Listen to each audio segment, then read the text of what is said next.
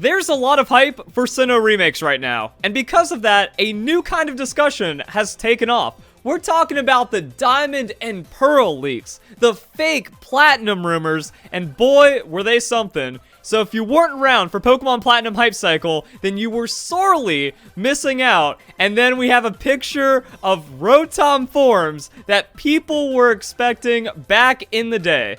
The more things change, the more they stay the same. We got the fake Korokoro leak, and the reason why this was inspired is because Korokoro, they dropped the teaser, but they just gave us the silhouettes. And as we know from Pokemon history, when you just give the silhouettes, a lot of comedy is going to ensue. So that's what people thought the Rotom forms were going to look like and be inspired by, and yeah, I think that missed the mark pretty heavily. And look at this, 3,600 likes, 300 retweets. Either a lot of people are reliving the past because they went through it, or a lot of new people in the Pokemon community, they're like, what was that back in the day? This is hilarious. So comment down below, which group are you in? Were you around for these times? Did you remember seeing this? Or is this something new to you that just makes you go, really? It was bad back then too?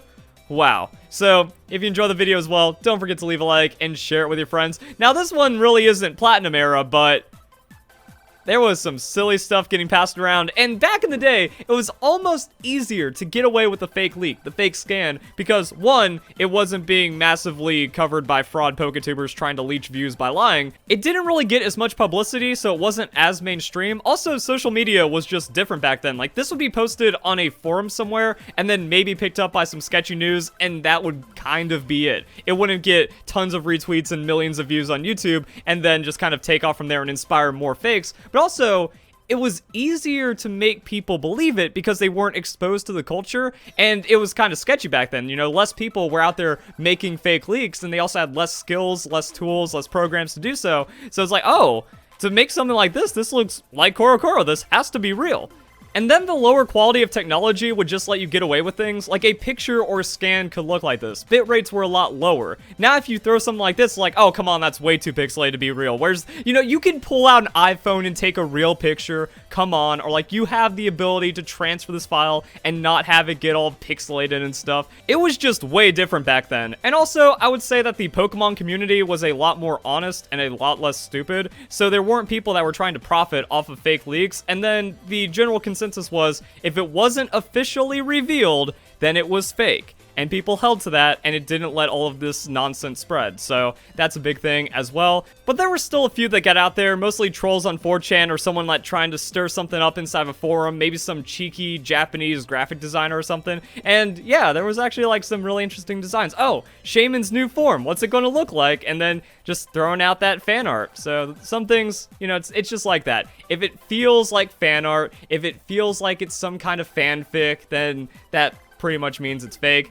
If you don't remember this, then you really missed out. Honestly, I never saw that one, and since I wasn't in this fake leak culture, I didn't care about it. I was only following official news sources and stuff. I missed a lot of these as well, and then I only found out about them afterwards, which like, oh, if Rotom officially revealed, let's make fun of anyone that believed the other Rotom forms and stuff like that. That's something I've never seen. That's crazy. I remember this. It was in an official Pokemon magazine in the UK around the time Black and White came out for some reason. That's silly.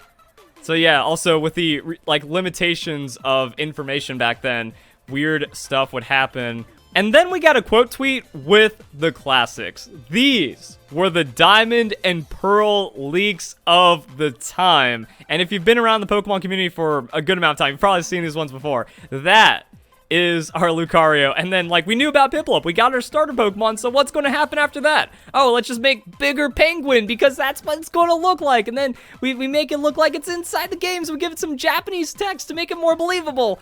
And just like that, it's like it's always been. You know, this is what we saw with the Pokemon Sun and Moon leaks. I would say this feels closest to what happened with Pokemon Sun and Moon because the final starter evolutions were leaked so early. Even though they weren't confirmed yet, it looked really plausible with what was going on. So if you were a fake leaker, your job was just draw something in between. Hey, I work at Game Freak. Hey, I'm a translator. Here's what I saw. Let me go and sketch it up for you real quick. And then it was just like some kind of in-between of what we knew, and it led to some pretty funny results. So yeah, that's kind of like the same energy feel right there. So we got that going on, then other people sharing theirs. Again, if you have a silhouette, comedy ensues. Generation 5 was just out of control because there were so many silhouettes. We had Zoroark being shown by Junichi Masuda to tease the first 5th generation Pokemon, and then that went over so well, they did the same with the starters. So people started going crazy with it. And yeah, like that big Snivy, I remember seeing this picture and like having my mind just kind of go crazy and trying to figure out what those Pokemon were. But as we can see with Oshawott, the results were hilarious. And then if you scroll down, we have some other ones. These were the days, man. We'll always remember this one. I never saw this one.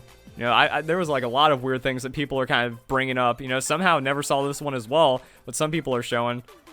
Oh, I just noticed that this was for Generation 6, because I saw this, I was like, oh, it's doing the thing like Generation 4, and we were getting other evolutions. And now this makes me think about how people are going to metagame it. Like, what if you make a fake leak? You try to insert yourself into history, be like, yo, remember this one that everyone's talking about? Even though you just made it yesterday and then like hella compressed it to make it look like a Generation 4 leak or something. That would be funny. That's what I want to see. And the thing is, when it came to Generation 4, we were also kind of like in this weird part where as we've modernized, you know, it's harder to make a 3D fake than it is just put some pixels on there, make it look like it's inside the game, maybe even mod a ROM and like make it a ROM hacking kind of thing and then insert it into a Korokoro scan to try to get people to believe it. But, you know, that just kind of shows how the times have changed, but the methods are the same. It's always been about trying to fake out the real information from Korokoro and then make the fake Korokoro real leak or something like that, and then just kind of expand upon that. However, Korokoro has gone by the wayside over the last couple of years and generations. They're not revealing as much. They're not at the center of the Pokemon reveals, so now you can't really do a fake scan, and you have to go elsewhere, and that's where all this fake information's coming, and then things get messy, and every once in a while something ends up being real.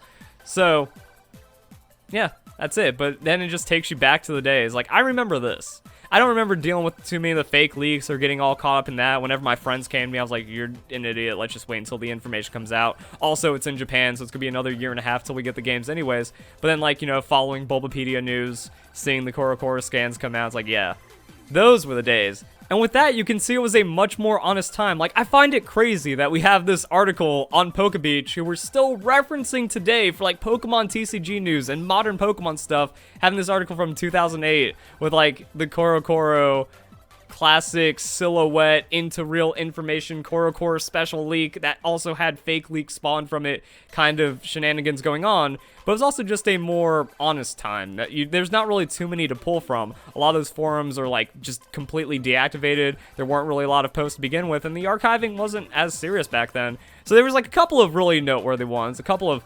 classics that kind of stuck around, but overall, yeah, just kind of appreciated the information that we got and just waited to enjoy the Pokemon games back then. So even though there were just a handful of leaks to talk about back in the day, they were a lot more classic and memorable than the 5 fake daily leaks that we find on 4chan about Pokemon Sword and Shield. Hell, go into A-Drive's channel and you could probably find over 100 lies he's told just to get as many views as possible because he doesn't care about his audience. He doesn't care about the Pokemon community. Anyone else covering these fake leaks, they don't care as well. They just only want the attention, they only want the views, and we can see a lot of the difference in how the community has changed over the time. But overall, still some funny stuff, man. That's our Lucario. That was what Piplup was going to become, and all the Rotom shenanigans, some of the other silly Pokemon that people dug up from the time. Crazy. Pokemon has a very, very interesting history. So guys, enjoy the video. Hope you all have a nice day. Thank you very much for watching.